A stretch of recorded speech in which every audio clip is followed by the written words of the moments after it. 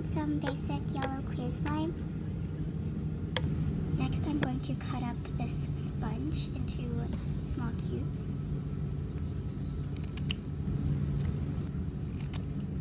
Then you can just put it into the slime.